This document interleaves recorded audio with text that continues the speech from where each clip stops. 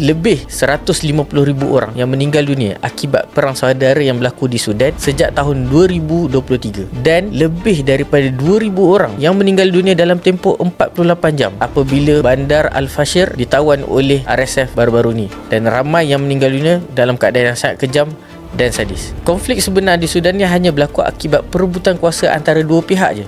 Yang pertama adalah RSF dan kedua adalah SAF.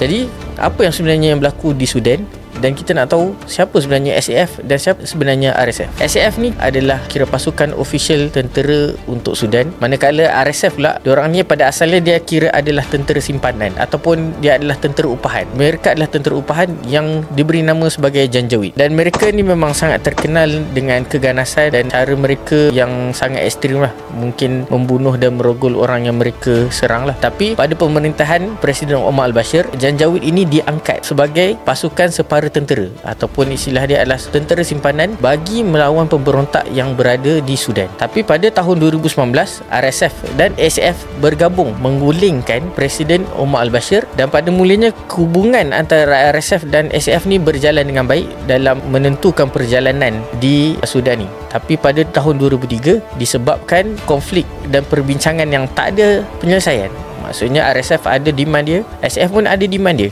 menyebabkan berlakulah perang saudara di Sudan sejak tahun 2023. Dan baru-baru ni, kisah bandar Al-Fashir, yang di mana sebelum menawan bandar Al-Fashir, RSF telah mengepung bandar tersebut selama 18 bulan, yang menyebabkan tak ada bantuan makanan, tak ada bantuan perubatan atau apa-apa bantuan lain masuk ke dalam bandar tersebut. Setelah RSF berjaya menguasai pula Al-Fashir, banyak video-video yang baru-baru ni kita tengok macam mana berlakunya pembunuhan yang lebih dahsyat. Hatta wanita-wanita dirogol, ada wanita yang digantung di pokok pada siku dia, dan macam-macam lagi lah.